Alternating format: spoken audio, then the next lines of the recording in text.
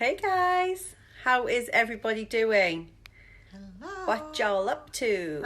Better. I'm just filtering we've had a really long day. Yeah. We are not in bed together, although that might get some viewers. Hey Laura. Yes. We are just chilling. We are at the Dorset Hotel Dorset. in London. I keep saying we're at the Dorchester, which Not quite. we're not. Next time we'll come, we're at the Dorchester. We're not. We're next to the Gherkin and all of those lovely buildings. Mm-hmm. So yes, we are there, and we're going to be live in the Soul System, our private Facebook community, in about 5 minutes, or 10 minutes, somewhere around there in a little while. Even though we're tired, we've got loads of stuff to share with the community, so we want to jump on there and tell them all about it. So yes, hi, I'm back from San Diego. This is the first day we've been together working properly for like over a week now. I've just sat on Cheryl's hand, so if I smile oddly, it's because I've got a You don't know what's hand up my ass. You never know what's going on down below the bottom edge of the camera. Yeah, you don't want to look down here, like the shoes are off and everything, so like it's all business like up here. It's not so much. Got shorts on. So anyway, we're a little bit giddy. I can't even blame alcohol, although I did get a free glass of wine. So Wine Wednesday, if you come into London, come to the Dorset between 6 and 7 o'clock, they just ply you with wine. It's great. So I wasn't going to, but while Cheryl was checking in, she pointed out to the lady that I may be in need of a glass of wine. I felt like I was having a bit of a whitey at the time, so that would help. She brought me a nice glass of wine over. Yourself, it's good wine. If you're having a whitey, we're not suggesting that you try and medicate yourself with alcohol. So we had a glass of wine. Well, I had a glass of wine while Cheryl checked us in, and I put a post on before because I asked my guides for a little sign last week, and she told me the number 2. So I keep seeing the number 2 everywhere, and the number of our room is 222. So I'm feeling very guided to be here tonight, which is nice. Cheryl's guide's been talking in her ear all day, so it's been highly entertaining. In my right ear, it's not my left ear. I've told everyone my spirit guide's my left ear. It's my right ear. It's a right ear. Yeah. It's a right ear. But we just want to drop in because to say hi, because it's ages since we've been together, so we're excited to be together with you. But also just to say, we did a talk today all around mental resilience for a group of guys who work for a big insurance broker down in Birmingham, and then we're doing another one tomorrow on a different topic. And today we were talking about the subject of mental resilience, which a lot of people signed up to. And the interesting thing is, I think it's always different to what people think it's going to be. Mm-hmm. Yeah, so our workshops are always interactive, so we wouldn't just stand there and tell them what mental resilience is for 45 minutes. Mm-mm. We shared some of our strategies, the top 7 strategies that we shared, things like triggers, choosing again, choosing joy, switching your mindset. I can't remember. But the biggest switching your mindset wasn't one of them. No, I've made that one up. But one of the big things around it is what we always say is people think mental resilience is not about feeling something. They think it's about getting over it, getting through it, powering through. We hear that expression all the time. We are like the opposite. We actually actively encourage people not to power through. Like we did it for donkey's years and ended up with burnout. So generally speaking, powering through is only a very short term solution to the problem of if you're having something stressful happen or difficult or challenging. Powering through, not the way forward. We really encourage you to lean into your feelings and to try and work out what is coming up for you with that scenario. So why is it that particular situation is bringing up feelings of anger or frustration or shame or hurt or pissed offedness, whatever it is that's coming up for you? Because if you just keep going round it or through it, you're never really going through it, you're never really processing it. And we said to the guys today, whatever you don't deal with today, you will deal with further down the line.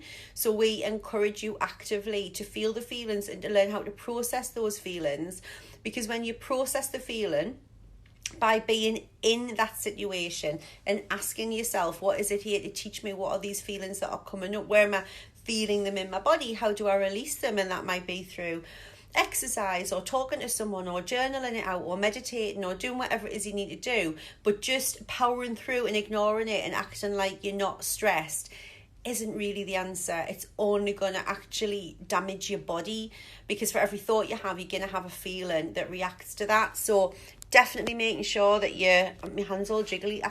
I'm trying to put you down, but basically the phone's on charge, so I can't put you down. Cheryl's gonna have to hold you because my arm's gone numb. So yes. It's a sleepover.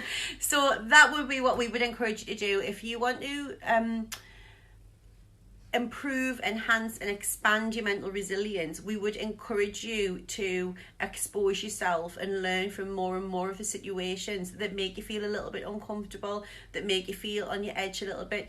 So I've just come back from a 4 or 5 day coaching experience with Rich Litvin in San Diego, and it was tough, right? Like, the whole purpose of that is, he tells you from the get-go, like, I'm here to make you and the team are here to make you feel uncomfortable, to put you on your edge, because the more you lean into that, that's where you'll really grow. And what he said was, what I can promise you is the really successful people are doing bigger things that make them feel more uncomfortable. And I thought it's true, really. If we all stay within our comfort zones, then all we're really going to do is expand the comfort zone. We're never going to do anything that takes us out of that, and therefore we're never really going to progress. So when you're sitting looking at people going, God, why, how can they do all of that? The other thing that Rich always talks about is that confidence isn't a requirement. And what he means by that is, it's not about going in and saying, I want to be the best coach in the world. I want to be one of the elite coaches and I'm so confident I can do that. Actually, if it doesn't make you feel uncomfortable, then it's not really a goal. And what he's suggesting, and I completely buy into the theory, is that if you really want something and then you work towards that goal, and you're coming from a place of acting as if you're in that goal and achieving that goal and making yourself uncomfortable, you're much more likely actually to look back and have made big jumps in your performance or your success, because you're not just doing teeny tiny incremental dials over a long period of time. You'll have made some bigger jumps. Quantum leaps. So yeah, come from that place of the goal of as if you've already achieved it, rather than moving towards it and having it being something over there. Move as if you're already in it, and then whatever that other thing was that I said. I might be waffling now. I'm still very jet lagged. Yeah. How are you all doing? Have you got any questions for me?